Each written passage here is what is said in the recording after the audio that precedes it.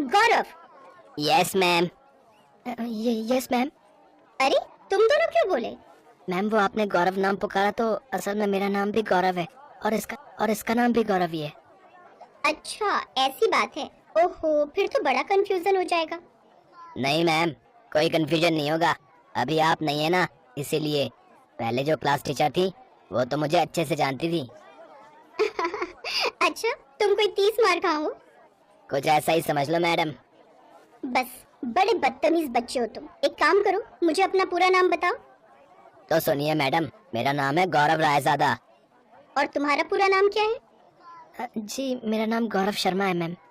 ठीक है, तो आज से मैं तुम्हें गौरव शर्मा कहकर बुलाऊंगी और तुम्हें सिर्फ गौरव।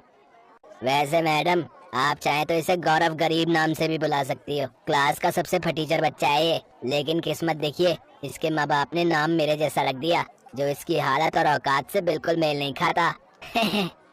गौरव रायजादा की बात सुनकर क्लास के सारे बच्चे बेचारे गौरव शर्मा पर जोर जोर से हंसने लगे। ये पहली बार नहीं था जब गौरव रायजादा ने गौरव शर्मा का मजाक बनाया था, लेकिन ये सब देखकर टीचर को गुस्सा आ गया और उन्होंने सारी क्लास को डांट लगाई। लेकिन वो लाख कोशिशों के बाद भी दोनों गौरव के बीच इस फर्क को कम नहीं कर पाई। अगले साल फिर नई क्लास टीचर आ गई और बेचारे गौरव शर्मा का फिर से भरी क्लास में मजाक उड़ाया गया।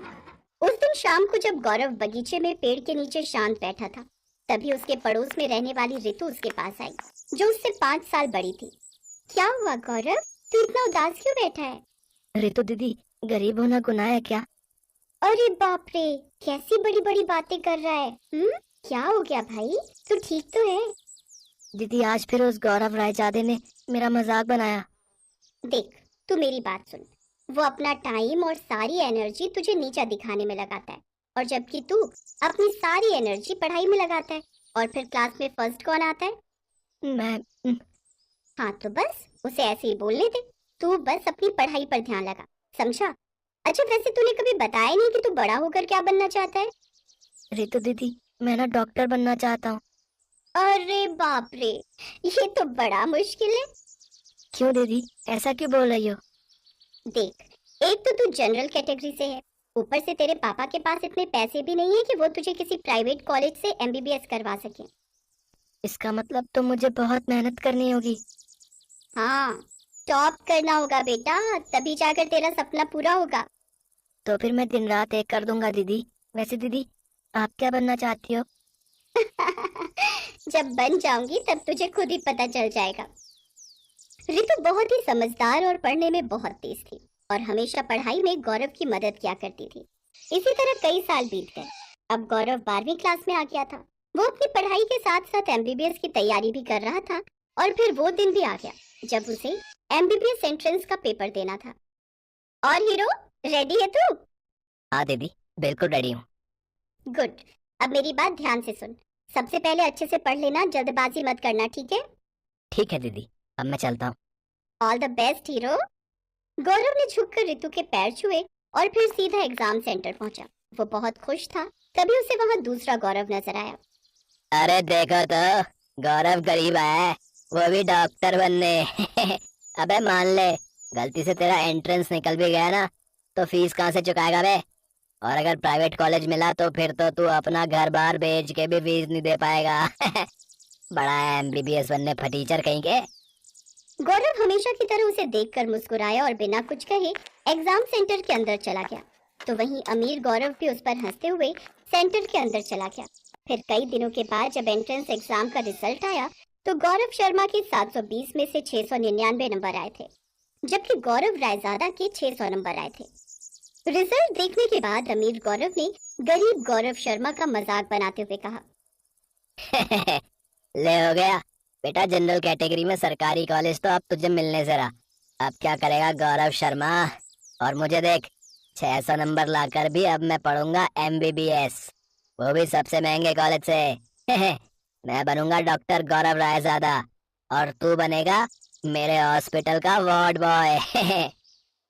अमीर गौरव की ये बातें सुनकर बेचारा गरीब गौरव बुरी तरह से टूट गया और वहीं रोने लगा। उसे लगा कि अब उसके लिए सब कुछ खत्म हो गया है। वो मायूस होकर सीधा अपने घर, अपने कमरे में पहुंचा। क्या कर रहा है गौरव? तो क्या करूं दीदी, बस एक नंबर से रह गया मैं। मुझे अब सरकारी कॉलेज नहीं मिल पाएगा और प्राइवेट कॉलेज से पढ़ सकूं, इतनी औकात नहीं है मेरी। पागल हो गया है क्या? अपने माँ बाप के बारे में सोच, समझदारी से काम ले गौरव। और ये तो तेरा पहला ही अटेम्प्ट था ना, दूसरी बार कोशिश करना और तैयारी के साथ, समझा? रोते हुए गौरव को रितु ने गले से लगा लिया और उसे चुप कराने लगी। फिर अगले दिन जब रितु गौरव का हाल पूछने फिर से उसके घर आई तो उसने देखा कि दरवाजे पर अखबार पड़ा हुआ था। रितु ने वो अखबार उठाया और पहले पेज की खबर पढ़ने लगी और फिर उसका चेहरा पीला पड़ गया। ओह शिट गौरव, देख जरा, तेरे एमबीबीएस के एंट्रेंस एग्जाम का पेपर लीक हुआ था। देख इसमें क्या लिखा है, एमबीबीएस के एंट्रेंस एग्जाम का पेपर लीक हुआ। पुलिस ने चंदू नाम के सॉल्वर को किया गिरफ्तार। चंदू ने कबूला उसने एक छात्र से 10 लाख रुपए लिए थे। पुलिस चंदू से पूछताछ कर रही है। अब क्या होगा दीदी? होगा क्या, अब पुलिस उस छात्र को पकड़ेगी जिसने उससे वो पेपर खरीदा। अभी रितु और गौरव बात कर ही रहे थे कि तभी गौरव के घर के सामने पुलिस की गाड़ी आकर रुकी और उस जीप से निकले पुलिस वाले सीधे गौरव का कॉलर पकड़कर उसे अपने साथ ले जाने लगे। रितु और गौरव के लाख विरोध करने पर भी पुलिस वालों ने गौरव को नहीं छोड़ा और फिर अगले दिन कोर्ट में। माय लॉर्ड, ये गौरव शर्मा ही वो शख्स है जिसने सॉल्वर चंदू से 10 लाख रुपए में पेपर खरीदा और फिर उसने उसी पेपर से रट्टा मारकर इतने टफ एग्जाम में पहली बार में ही 699 नंबर हासिल कर लिए। ये झूठ है सर, मैंने कुछ नहीं किया। ऑर्डर ऑर्डर, तुम्हारा वकील कौन है? जज के इतना कहते ही कोर्ट रूम के दरवाजे से रितु अंदर आई जो वकील के कपड़ों में थी। जी माय लॉर्ड, मेरा नाम रितु दास है और मैं गौरव शर्मा की वकील हूँ। जज साहब, पहली बात तो ये कि मेरा क्लाइंट इतना गरीब है कि वो किसी को 10 लाख तो क्या 10,000 भी नहीं दे सकता। और दूसरी बात, मेरा क्लाइंट किसी चंदू को नहीं जानता। झूठ, चंदू ने पुलिस से पूछताछ में गौरव शर्मा का ही नाम लिया है और माय लॉर्ड, पकड़े जाने के डर से ही इसने सुसाइड करने की भी कोशिश की थी। बोलिए, क्या ये भी झूठ है? इसलिए क्योंकि चंदू ने पुलिस से पूछताछ में गौरव का नाम लिया था, मगर कौन सा ये उसने नहीं बताया था। हम नाम होने का फायदा गौरव रायजादा ने उठाया और चंदू के परिवार को 5 लाख रुपए देकर चंदू से गौरव शर्मा का नाम कहलवा दिया। और अगर इस सब पर आपको यकीन नहीं होता तो फिर दूध का दूध और पानी का पानी करने का एक और तरीका है मेरे पास जज साहब। बताइए रितु, क्या चाहती हैं आप? यही, इसी वक्त आप सरकारी मेडिकल कॉलेज के डीन और सीनियर डॉक्टर्स को बुलाइए। वो यही एक टफ पेपर तैयार करेंगे जो पूरे 720 नंबर का होगा और फिर दोनों गौरव आपके सामने ही उस पेपर को सॉल्व करेंगे। ये क्या बात हुई जज साहब? मतलब कुछ भी होगा क्या इस कोर्ट रूम में? एक मिनट, बात में दम है। जल्दी से डीन और उनकी टीम को बुलाया जाए। आज चाहे रात भर कार्रवाई चले पर इस केस का इंसाफ होकर रहेगा। सरकारी वकील गौरव रायजादा को बचाने की लाख कोशिश करता रहा मगर जज के सामने उसकी एक न चली। सरकारी मेडिकल कॉलेज के डीन और उनके डॉक्टर्स की टीम ने वही कोर्ट में एक नया और बहुत कठिन टफ पेपर तैयार कर दिया और फिर दोनों गौरव उस पेपर को सॉल्व करने के लिए बैठे थे। 3 घंटे तक गौरव शर्मा बिना सिर उठाए बस पेपर सॉल्व करता रहा और गौरव रायजादा सिर्फ अपना सिर ही खुजाता रहा। फिर ठीक 3 घंटे बाद जब डीन ने पेपर चेक किया, जज साहब, ब्रिलियंट है ये लड़का, इसके 720 में से 710 नंबर आए हैं। अरे वाह, और गौरव रायजादा के? सॉरी पर मिस्टर रायजादा सिर्फ 120 मार्क्स ही ला पाए हैं।